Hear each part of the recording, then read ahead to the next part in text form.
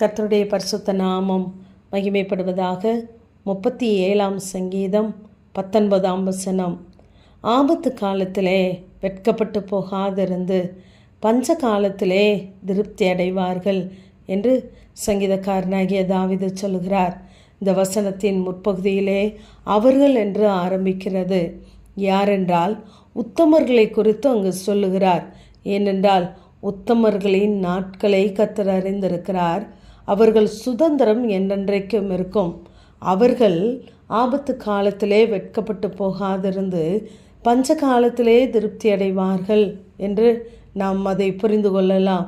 ஆகவே நாம் கர்த்தருடைய சமூகத்திலே உண்மையுள்ளவர்களாய் உத்தமர்களாய் நாம் அறியப்படும் பொழுது கர்த்தர் நம்முடைய தலைமுறையை அவர் பாதுகாக்கிறவராய் இருக்கிறார். ஆபத்திலே வெட்கம் நம்மை சூழ்ந்து கொள்ளாதபடி நம்மை பாதுகாக்கிறார். பஞ்சகாலமாய் இருந்தாலும் தேவன் நம்மை அவர் நடத்துகிறார், திருப்தியாய் நடத்துகிறார். இதைத்தான் ஏசாயா 58:11 கர்த்தர் நித்தமும் நம்மை நடத்துகிறவராய் இருக்கிறார். அது மகா வறட்சியான காலமாய் இருந்தாலும் நம்முடைய ஆத்துமாவை திருப்தியாக்கி நடத்துகிற தேவன் நம்மோடு கூட இருக்கிறார். ஆகவே ஒரு நாளும் சோர்ந்து போகாதபடி நம்முடைய உத்தமத்திலே நாம் உறுதியாய் நிற்கும் பொழுது நிச்சயமாகவே நாம் வெட்கப்பட்டு போகாதபடி திருப்தியாய் நம்மை அவர் நடத்த நம்மோடு கூட இருக்கிறவராகவே இருக்கிறார். இதை இப்பொழுதும் யாக்கோபை குறித்து நாம் பார்ப்போமானால் அங்கு யாக்கோப்பினுடைய மகனாகிய யோசேப்பு பீருண்டு போனான் என்று அங்கு சொல்லப்படுகிறது. உடனே இந்த யாக்கோபு அங்கு தன் வஸ்திரத்தை கிழித்து கொண்டு அழுகிறான் தன்னுடைய குமாரனுக்காக. மற்ற குமாரர்களும் குமாரத்திகளும் அவருக்கு ஆறுதல் சொல்ல அங்கு வந்து நிற்கிறார்கள். அவன் எந்த ஆறுதலுக்கும் இடம் கொடுக்கவில்லை. அவனுக்காக அவன் அழுது கொண்டே இருக்கிறான். இங்கு உண்மையாக பார்க்கும் பொழுது யோசேப்பு பீருண்டு போகவில்லை, அங்கு விற்கப்படுகிறான்.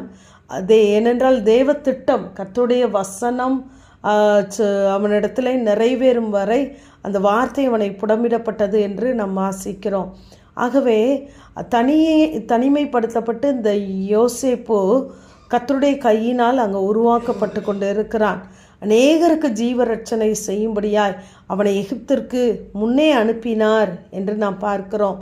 இப்பொழுது இந்த யோசேப்பு பீருண்டு போனான் என்று சொன்ன இந்த சகோதர சகோதரிகளே யாக்கோப்பினிடத்திலே வந்து சொல்லுகிறார்கள், யோசேப்பு உயிரோடு இருக்கிறான், அவன் எகிப்து தேசத்திற்கெல்லாம் அதிபதியாக இருக்கிறான் என்று சொல்லுகிறார்கள். அப்பொழுது அவன் அவர்களை நம்பவில்லை. அப்பொழுது அவன் அனுப்பின வண்டிகளை எல்லாம் பார்க்கிறான். பார்த்த பின்பு அவனுடைய ஆவி உயிர்க்கிறது. ஆகவே நான் மரணமடையும் முன்னே அவனை போய் பார்ப்பேன் என்று அங்கு தேவ சமூகத்தில் போய் தன்னுடைய தகப்பனாகிய ஈசாக்கின் தேவனுக்கு அவன் அங்கு பலியிடுகிறான். பலியிட்ட அந்த ராத்திரியிலே தேவன் யாக்கோபை கூப்பிட்டு, நான் உன் தேவன், நான் உன் தகப்பனுடைய தேவனாய் இருக்கிறேன், நீ எகிப்து தேசத்திற்கு போக பயப்பட வேண்டாம் என்று சொன்னதும் அந்த வார்த்தையை நம்பி அவன் அங்கு கடந்து செல்லுகிறான். கடந்து செல்லுகிறதோடு மாத்திரமல்ல, அங்கு பார்வோனை அவன் ஆசீர்வதிக்கிறான் என்று நாம் வாசிக்கிறோம். அப்படிப்பட்ட உயர்ந்த ஸ்தானத்திற்குள்ளே கொண்டு போகப்பட்டான். அந்த பஞ்ச காலமாய் இருந்தாலும் அவன் அங்கு திருப்தியாய் நடத்தப்பட்டான். ஆகவே நம்முடைய வாழ்க்கையிலும் நாம் ஆபத்தை கண்டு ஒருபோதும் சோர்ந்து போகாதபடி நாம் உத்தமத்திலே உறுதியாய் நிற்போமானால் நம்மை தேவன் இப்படிப்பட்ட வெட்கத்திற்கு உட்படாதபடி பஞ்ச காலத்திலே நாம் குறைவுபட்டு போகாதபடி நம்மை ஆதரிக்கிறவராய் இருக்கிறார். இந்த பஞ்ச காலத்திலே யோசேப்பை எவ்வளவு ஜனங்களுக்கு அவர் ஆசீர்வாதமாக வைத்தார் என்பதை நாம் அறிந்திருக்கிறோம். அப்படியே இந்த யாக்கோப்புடைய குடும்பத்தையும் தேவன் பஞ்ச காலத்திலே திருப்தியாய் நடத்தினார். ஆகவே நாம் உத்தமத்திலே தேவனுக்கென்று உண்மையாய் நிற்கும் பொழுது நம்மை ஆபத்து சேதப்படுத்தாதபடிக்கு, பஞ்சங்கள் நம்மை குறைபட்டு போகாதபடிக்கு நம்மை நடத்துவார். ஆமேன். ஜெபம். பிதாவாகிய தேவனே, குமாரனாகிய இயேசு கிறிஸ்துவின் நாமத்தின் மூலமாய் உடைய சன்னிதானத்தில் வருகிறேன்.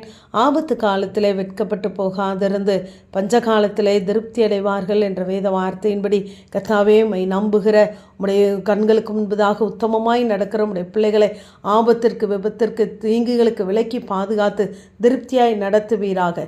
இயேசுவின் மூலம் ஜெபங்களும் எங்கள் நல்ல பிதாவே.